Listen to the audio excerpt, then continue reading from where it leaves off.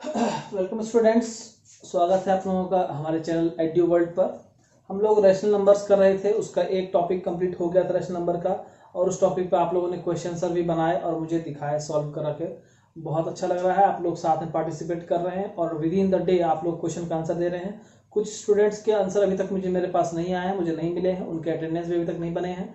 आप लोग जिनका अभी तक मुझे आंसर सॉल्व होकर नहीं आया है, आप लोग जल्द से जल्द उस आंसर को मुझे प्रोवाइड करा दें। आइए अब हम लोग इसका सेकेंड पॉइंट एक्सरसाइज 1.2 करते हैं, representation of rational number on number line. Number line पर रैशनल नंबर को किस तरह से रिप्रेजेंट करेंगे, बहुत आसान है। देखिए, सबसे पहले हम लोग एक लाइन लेते हैं जिस पर कि सारे नंबर्स को हम लोग को प्लेस करना होता है। एक सैचुरेटेड या एक कॉमन 0 पॉइंट लेंगे जहां से कि राइट साइड बढ़ने पर हम लोग पॉजिटिव नंबर्स को पुट करेंगे और लेफ्ट चलने पर हम लोग नेगेटिव नंबर्स को पुट करेंगे। समझ गए? जितना डिस्टेंस पॉजिटिव नंबर्स के बीच में होगा वो सारा इक्वल होगा और नेगेटिव नंबर्स के बीच का भी डिस्टेंस बिल्कुल इक्वल होगा। यदि आप लोग बार ग्राफ लेते हैं तो आसानी समझ पाएंगे।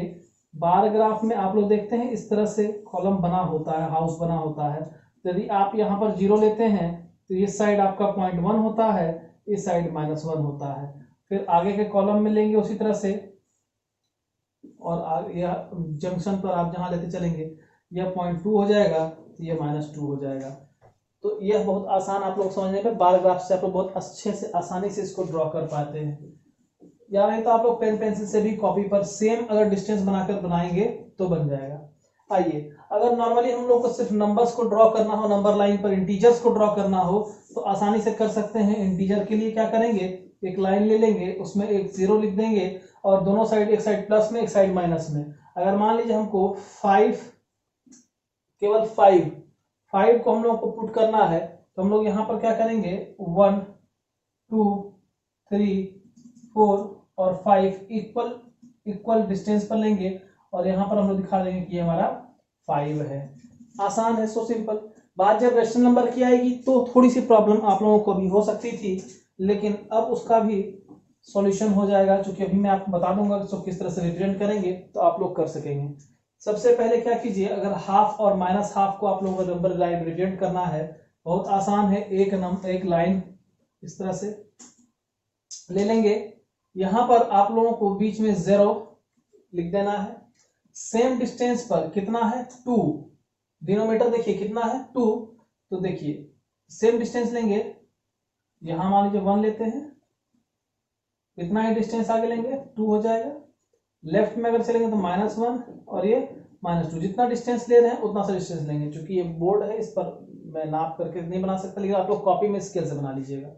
तो ये 1 और ये 2, हमको कहा गया 1/2, यानी एक का 2 भाग करना है और उसका एक भाग जो है वो 1/2 को रिप्रेजेंट करेगा। तो चलिए, एक यही हुआ, यहां से यहां तक 1 होता है, इसको 2 भाग में बांट दिए। ये -हाफ की बात बता रहा हूं, नेगेटिव के लिए। और ये भी 1/2 है, ये 1 हुआ, इसको 2 भाग में बांट दिए। तो यह पॉइंट जो लेफ्ट साइड में है,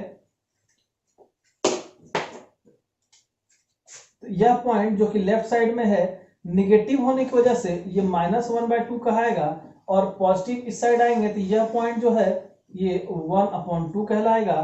तो ये हमारे दो नंबर्स 1/2 और -1/2 इस तरह से प्लेस हो जाएंगे। याद रखेंगे, डिनोमिनेटर जो है हमारा 2 है डिनोमिनेटर, तो 1 का यानी जो न्यूमरेटर है उसका उतना पार्ट कर देना है। तो 1 डिस्टेंस ये हुआ, इसका 2 पार्ट कर देना है। तो यहां से यहां तक एक पार्ट होगा और यहां से यहां तक दूसरा पार्ट होगा। तो यह जो जंक्शन, ये जो पॉइंट है, यह जो आपका दोनों के बीच का पॉइंट है, यह पॉइंट हाफ हो जाएगा। नेगेटिव तरफ चले हैं, इधर नेगेटिव होता है 0 से बढ़ने पर तो -हाफ हो जाएगा, इधर पॉजिटिव होता है तो +हाफ हो जाएगा। तो ये -हाफ और +हाफ का कंसेप्ट हो गया। आइए एक दूसरा क्वेश्चन देखते हैं। क्वेश्चन 2 है, represent 2/3 and -2/3 on number line. देखिए, रेशनल नंबर हो या फ्रैक्शन हो, दोनों में से कुछ भी हो, जैसे मान लीजिए 2/3 है तो यह पार्ट तो न्यूमरेटर होता है, यह पार्ट डिनोमिनेटर होता है। यदि डिनोमिनेटर ग्रेटर देन होगा न्यूमरेटर से, ध्यान दीजिएगा, डिनोमिनेटर अगर ग्रेटर होगा न्यूमरेटर से साइन छोड़ दीजिएगा, अगर डिनोमिनेटर ग्रेटर होगा न्यूमरेटर से तो इस पूरे फ्रैक्शन की या रेशनल नंबर की वैल्यू जो होगी वो हमेशा लेस देन 1 होगी। क्लियर है? तो जब भी न्यूमरेटर और डिनोमिनेटर में डिनोमिनेटर बड़ा हो तो इसको जब रिप्रेजेंट करेंगे हम लोग, जैसे मान लीजिए कि यह नंबर लाइन है, ये 0 है, तो यह क्लियर हो गया कि 2/3 जो है वो 1 से छोटा आएगा इसका पूरा वैल्यू फ्रैक्शन का या इस रेशनल नंबर का। इसको फ्रैक्शन भी कर सकते हैं, रेशनल नंबर भी कर सकते हैं, क्योंकि ये नेगेटिव नहीं है। क्लियर है? जितने भी फ्रैक्शन होते हैं वो सारे रेशनल नंबर तो होंगे ही होंगे, इसमें कोई डाउट की बात है ही नहीं, लेकिन सारे रेशनल नंबर फ्रैक्शन नहीं होते हैं, ये डाउट है। ठीक है, क्लियर कर लीजिए इसको। तो डिनोमिनेटर यहाँ पर जो है ग्रेटर है न्यूमरेटर से 2/3, इसलिए जो है हम लोग डिस्टेंस लेंगे 1 यूनिट का यहाँ, और उतना ही डिस्टेंस, जैसे मान लीजिए मैंने इतना सा डिस्टेंस लिया है तो इतना ही डिस्टेंस मैं इधर भी ले लेता हूँ अप्रोक्सीमेटली, ये 1 यूनिट का। ये वाला नेगेटिव होगा, ये वाला पॉजिटिव होगा। हमें कितना पार्ट लेना है? 3 पार्ट लेना है आउट ऑफ 2। ध्यान देंगे, हमको 2/3 को नंबर लाइन पर रिप्रेजेंट करना है, तो हम लोगों को 2 पार्ट लेना है आउट ऑफ 3। 2 पार्ट लेना है आउट ऑफ 3, तो इस पूरे डिस्टेंस को हम लोग 3 इक्वल पार्ट में डिवाइड कर देंगे। तो सपोज कीजिए कि ये 1 पार्ट, ये 2 पार्ट और ये तीसरा पार्ट, 3 पार्ट इसका मैंने कर दिया।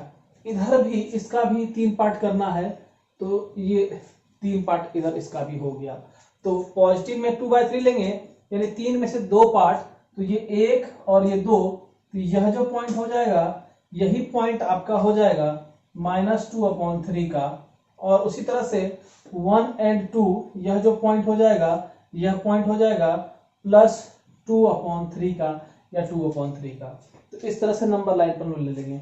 यह डिस्टेंस आप इतना सा लीजिएगा कि आराम से उसको हम लोग डिवाइड कर सकें। आप अगर स्मॉल हाउस बार ग्राफ में बनाते हैं तो बहुत आसान हो जाएगा बनाना आपको। देखिए इस तरह से बार ग्राफ होता है। सपोज कीजिए आपने 0 यहां मान लिया और 1 2 3 यहां पर आप 1 मान लीजिए, उस तरह से 0 यहां मान लिया, 1 2 और 3, 1 2 और 3 यहां पर आप 1 मान लीजिए। ये नेगेटिव और वो पॉजिटिव, आपका ये 1 2 3 हिस्सा हो गया।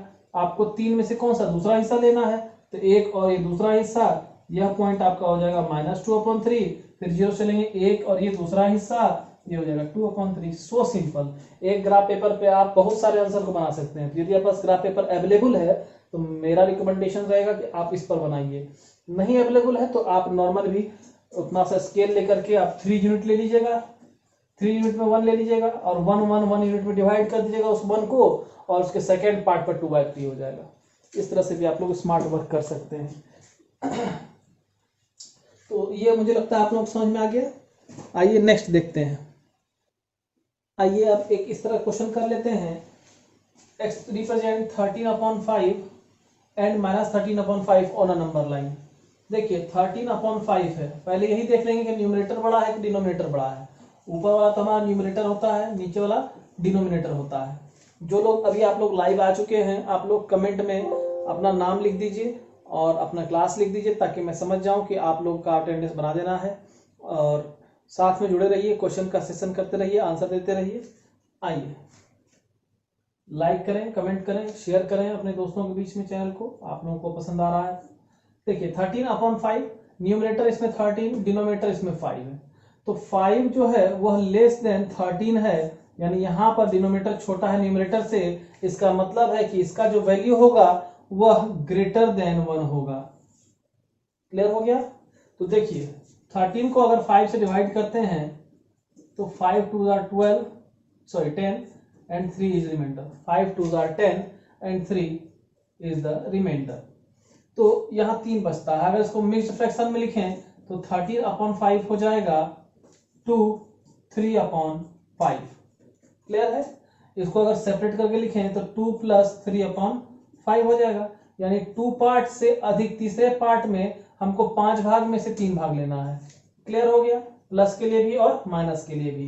तो हम लोग क्या करेंगे, अगेन एक लाइन ड्रॉ करेंगे इस तरह से, 0 लेंगे और 2 पार्ट तो बना लेंगे, 1 पार्ट और ये 2 पार्ट, ये 1 पार्ट और ये 2 पार्ट। इसमें कहीं कोई दिक्कत नहीं, -1 और ये -2, ये +1 और ये +2, प्लस लिखने की आवश्यकता नहीं है। अब देखिए 2 के प्लस में है, यानी कि बाद 2 के बाद थर्ड, मान लीजिए यहाँ -3 आ रहा है और इसके बाद थर्ड यहाँ 3 आ रहा है। तो अब हमको 5 भाग में उसको बांटना है, -2 और 3 को 5 भाग में। देखिए 1 2 3 4, तो 1 2 3 4 5 पार्ट में हो गया। अब देखिए 1 2 3 4, आप लोग स्केल से माप लेंगे 2 3 के बीच का डिस्टेंस और उसको डिवाइड कर देंगे 5 से, और उतना सा आप लोग ले लेंगे। अब क्या करेंगे, 5 में से हमको 3 पार्ट लेना है, तो 1 2 और 3, ये 3 पार्ट यहाँ पर आएगा, तो यही पॉइंट मेरा हो जाएगा माइनस, या जो आपका 13/5, -13/5। और यहाँ पर भी हमको थर्ड पार्ट लेना है 5 का, तो 1 2 और 3, ये हो जाएगा 13/5। तो इस तरह से देखिए हम लोग आसानी से रिप्रेजेंट कर सकते हैं रैशनल नंबर्स को नंबर लाइन में। तो मुझे लगता है कि इस पे अब बेस्ड ऑन जितने भी क्वेश्चंस हैं वो सब के सब आप लोग बना सकेंगे। तो ये एक्सरसाइज आपका होमवर्क रहता है, अभी से आप लोगों को इसको बनाना है। मैं इसके क्वेश्चंस को आपके व्हाट्सएप ग्रुप में निश्चित रूप से भेज दूंगा, आप लोग इसको बना करके फिर मुझे उसी पर रिवर्ट करेंगे। आप लोगों में से बहुत लोगों ने इसके पहले वाले चैप्टर का आंसर मुझे दे दिया है, और मुझे खुशी है कि आप लोग उसको बहुत अच्छे से बना पा रहे हैं, आप लोग समझ पा रहे हैं। एक क्रॉस वाला कॉन्सेप्ट था जो कुछ स्टूडेंट्स ने बनाया है, मैंने उसको बताया नहीं था पर उन लोगों ने बनाया है, उसमें कुछ भी नहीं है। यदि ऐसे स्टूडेंट्स जिनको कि ये समझ में नहीं आया हो तो मैं उनको समझा देता हूँ कि जो कंपैरिजन था या ग्रेटर और लेस देन वाली बात थी, जैसे सपोज कीजिए आपसे कहा जाएगा 5/6 और 3/2, इन दोनों में से ग्रेटर कौन है, स्मॉलर कौन है।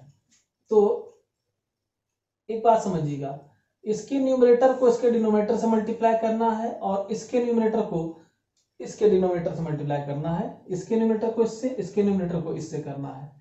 तो देखिए 5 × 2 ये हो जाता है 10, और 6 × 3 ये हो जाता है 18।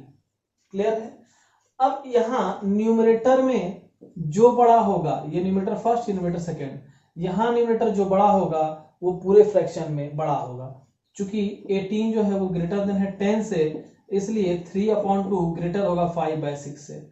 आइए इसके बिहाइंड में जो लॉजिक है वो आप लोग समझा देता हूँ। आप लोगों को लग रहा होगा ये तो बहुत आसान तरीका से बनाए हैं, और आप तो बता रहे थे कि पहले बेस बराबर करना होगा, डिनोमिनेटर को इक्वल करना होगा।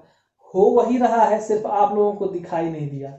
देखिए यहाँ पर 2 से मल्टीप्लाई किए ना, तो 5/6 में अगर यहाँ 2 से और यहाँ भी 2 से मल्टीप्लाई करेंगे तो हो जाएगा 10/12। बोलिए होगा? यस, कमेंट पे लिखिए।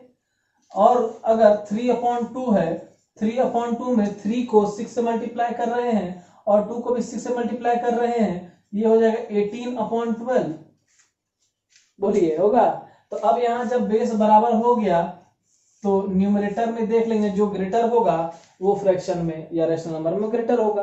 तो तरीका और अप्रोच वही है, इसमें कहीं कोई अंतर नहीं है। बस आपने यहाँ पर मिस ये किया कि आपने न्यूमरेटर और डिनोमिनेटर को मल्टीप्लाई नहीं किया, जबकि रैशनल नंबर का चैप्टर पढ़ रहे हैं और उसकी प्रॉपर्टी जब हम लोगों ने पढ़ी है तो प्रॉपर्टी का इस्तेमाल करना बहुत जरूरी है। आप लोग अभी जिस स्टेज में हैं उस स्टेज में आप लोगों को स्टेप्स को छोड़कर नहीं चलना है, स्टेप्स को लेकर चलना है। और जब बिल्कुल प्रैक्टिस हो जाएगा तब कहीं कहीं स्टेप छोड़ करके आप लोग आगे बढ़ सकते हैं, जब टाइम की कमी होगी।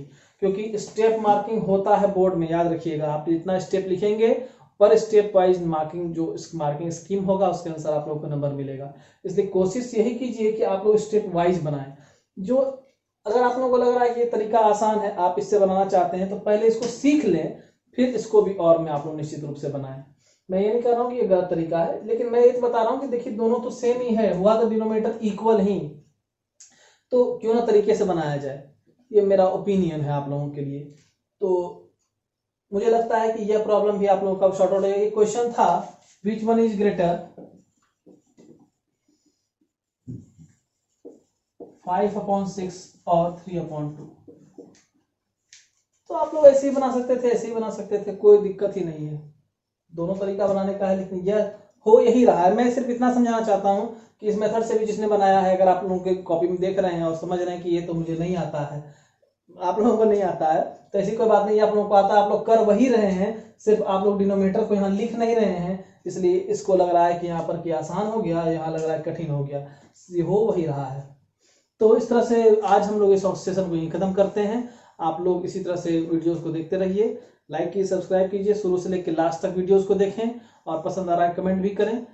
तो आज के लिए इतना काफ़ी है। फिर मैं इसके होमवर्क में आप लोगों को इसका जो पिक्चर है या क्वेश्चन है वो मैं आपको सेंड कर दूंगा ग्रुप में, आप लोग उसको निश्चित रूप से बनाएंगे और आंसर को फिर आप भेजेंगे। Okay, till then good bye, thank you.